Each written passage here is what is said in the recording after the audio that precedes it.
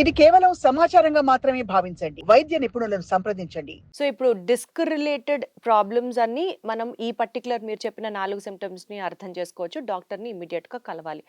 So, ఇప్పుడు once ప్రాబ్లమ్‌ని identify చేసిన తర్వాత సర్జరీ చేస్తారా సార్? డిస్క్ ప్రాబ్లమ్ ఉందంటే మోకాలు మార్పిడి అనంటే జనాలు యాక్సెప్ట్ చేసి సర్జరీ కన్నంత ఈజీగా వెన్నుముకకి సంబంధించిన ఆపరేషన్ అంటే సహజంగా భయపడతారు. ఫస్ట్ అమ్మో! అది సక్సెస్ డాక్టర్సే చెప్తూ ఉంటారు. అటు అవ్వచ్చు, ఇటు అవ్వచ్చు అని కొన్ని కొన్ని సందర్భాలలో. నిజంగా అది అంత భయంకరంగా ఉంటుందా? అక్కడ సక్సెస్ సర్జరీ కన్నా వాళ్ళ మీద ఆధారపడి ఉంటుంది. అచ్చా! Whenever success doesn't depend upon procedure, success depends upon lifestyle changes, then nobody listens to them. Hmm. ఎందుకు నేను చెప్తాను. ఇప్పుడు ఫర్ ఎగ్జాంపుల్ తాటి చెట్టు ఎక్కుతారు, 60 ఇయర్స్ మెయిల్, మేము తాటి చెట్టు ఎక్కుతాం సార్, కళ్ళు తీస్తాం సార్, అదే మా లైఫ్ స్టైల్ సార్, అది ఏదైనా 60 ఇయర్స్కి అరిగిపోయింది, సివియర్ ప్రెస్ నొప్పి అయింది, సో ఆపరేషన్ అయింది, బాగానే ఉన్నారు సార్, మంచిగా ఉన్నాను సార్, బాగుంది సార్, థ్యాంక్ యూ సార్, దేవుడి దేవాల. నెక్స్ట్ డే స్ట్రెచర్ మీద వచ్చారు. అదేంటంటే ఒక 15-20 రోజుల తర్వాత స్ట్రెచర్ మీద వస్తే సరేలే ఇంకేమైనా ఇబ్బంది, ఇంకో లెవెల్ అయింది అనుకోవచ్చు. నిన్న చెప్పెళ్ళినా ఈరోజు స్ట్రెచర్ మీద వచ్చారు ఏంటబ్బా అనుకున్నాను. హ్మ్. అంటే ఎవరేం మాట్లాడట్లే. మెల్లగా సన్ వచ్చి సార్ మళ్ళీ వెళ్ళి థర్డ్ చెట్ ఎక్కారు sir. So you don't change your lifestyle, you don't change, pain and will then you persist. Cannot blame the procedure or the doctor. అక్కడ ఏం చేస్తున్నాము, డిస్క్ జారి వెన్నుపూసని ఆ నరాన్ని నొక్కుతున్నప్పుడు దాన్ని ఫ్రీ చేసేస్తాం, దాన్ని కంఫర్ట్ చేసేస్తాం, దాన్ని ప్రెషర్ రిలీవ్ చేసేస్తాం. సో ఈ ప్రెషర్ రిలీవ్ చేసినాక ఒక 60 years old male will not become 20 years male. Expectation is very high. నేనేం చెప్తాను, పెయిన్ తగ్గింది, మీరు ఇండిపెండెంట్ ఉన్నారు, ఇంకొన్ని అడగాల్సిన అవసరం లేదు. ఇప్పుడు యాక్సెప్ట్ లైఫ్ దట్ వే.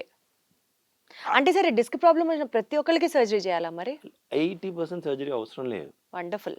20% అది కూడా ఈ సిమ్టమ్స్ ఉండి కష్టమవుతుందంటేనే. సో ఈ 80% వాళ్ళు సర్జరీకి ఎందుకు అవుతారంటే, మీరు వినండి, I just tell every swine పేషెంట్కి నేను నా దగ్గర వస్తే ఒకటే స్టోరీ చెప్తా.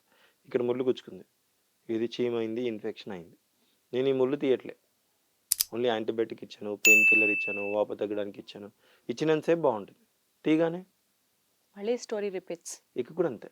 ఇక్కడ ఏం చేస్తారు, అమ్మ రెస్ట్ తీసుకోండి, కొద్ది జాగ్రత్తలు ఉండండి, దాంతోపాటు మెడిసిన్స్ వాడండి, ఆ రెండు పోతాయి. ఓన్లీ మెడిసిన్స్ వాడతారు, యూ ఫీల్ బెటర్. 2 వీక్స్ తర్వాత మళ్ళీ ఇంట్లో పెళ్ళి ఉంటుంది, దసరా ఉంటుంది, దెన్ యూ వర్క్, మళ్ళీ పెయిన్ వస్తుంది, మళ్ళీ యూ కమ్ అగైన్, యూ చూసే మా రెస్ట్ తీసుకోండి, కొద్దిగా ఫిజియో చేయండి, keep your body fit, sugar కంట్రోల్లో పెట్టుకోండి, బాడీ చెప్పినప్పుడు పుష్ చేయొద్దు, ఎంత మారుతుంది, దాంతో లాస్ట్కి విల్ కమ్స్ ద మెడికేషన్. ఇవన్నీ మర్చిపోయి ఓన్లీ మెడికేషన్ వాడతారు, వాడినప్పుడు యూ ఫీల్ బెటర్. అగైన్ ఏదో పని వస్తుంది, నెక్స్ట్ సంక్రాంతి వచ్చింది, మళ్ళీ వర్క్ వస్తుంది, వర్క్ రాగానే ఈ డాక్టర్ దగ్గర 2 సార్లు పోయినా ఏం తగ్గుతుంది అంటే you see another doctor, you see another.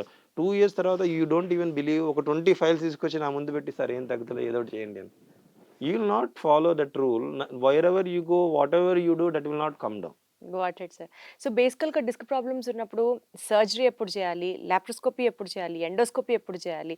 Rod ఎయడం అని అంటారు కదా సార్! ఆ ప్రొసీజర్ గురించి. ఇవన్నీ ఏ ఏ సందర్భాలలో మనం అమలు చేస్తాం ఒకసారి చెప్పండి? It all depends upon patients anatomy. అక్కడ ఏం జరిగింది, స్క్రూ రాడ్ ఎప్పుడు వేస్తామంటే, ఒక వర్టిబుల్ బాడీ మధ్యలో డిస్క్లో వర్టిబుల్ బాడీ జరిగింది, ఇప్పుడు ఏమైపోయింది, సో వర్టిబుల్ బాడీ మధ్యలోంచి స్పైనల్ కార్డ్ వెళ్తుంది.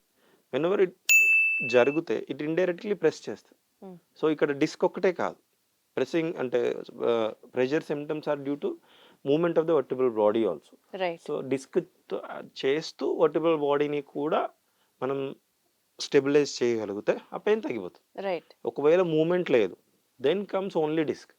ఆ డిస్క్ని ఎలా తీయాలి అనేది డిపెండ్స్ అపాన్ పేషెంట్స్ కండిషన్. అంటే కొద్దిగా సైంటిఫిక్గా చెప్పాలి ఎప్పుడు ఏది వాడాలి అంటే, దీన్ని ఏమంటారంటే, ఇప్పుడు ఫర్ ఎగ్జాంపుల్ డిస్క్లో ఇది సెంట్రల్, ఇవి రూట్స్ 2 అయితే ఇది లేటరల్. సెంట్రల్ డిస్క్ ఉన్నప్పుడు కొన్ని కొన్ని ప్రొసీజర్స్ వేరే ఉంటాయి. లేటరల్ డిస్క్ ఉన్నప్పుడు, ఈ లేటరల్ డిస్క్ ఉన్నప్పుడు మనం అంటే వెన్నుపూసలో వెన్నుబొక్కలో దాని పక్కన నుంచి వెళ్ళి తీయగలుగుతాం. హ్మ్.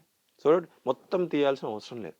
సెంట్రల్ డిస్క్ ఉన్నప్పుడు కూడా ఇప్పుడు కొద్దిగా వచ్చిన హై ఎండ్ గ్యాడ్జెట్స్ నుంచి వీ కెన్ డూ, బట్ అవసరం ఉంటే కొద్దిగా ఎక్కువ తీస్తాం compare to the bone. So it depends. ఇప్పుడు ఏమైపోయిందంటే, it is not everything is over expressive.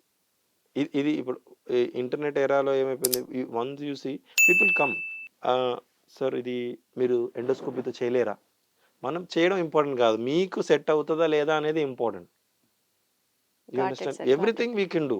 ఇప్పుడు ఏమైపోతుంది, ఇఫ్ ఇట్ సెంట్రల్ డిస్క్ని నేను ఎండోస్కోపీ కొద్దిగా పెట్టి కొద్దిగా లాగేసి వచ్చా, ఒక 30% ఉంది, అది మళ్ళీ కాజ్ చేస్తుంటుంది, లైఫ్ అంతా ఇన్కంఫర్టబుల్ ఉంటుంది. సో ఈ అన్ని రకాలుగా చేయొచ్చు. Only thing what we have to do అంటే patient selection. 80% of success rate depends upon patient selection. పేషెంట్కి ఏంటంటే డాక్టర్ సెలెక్షన్.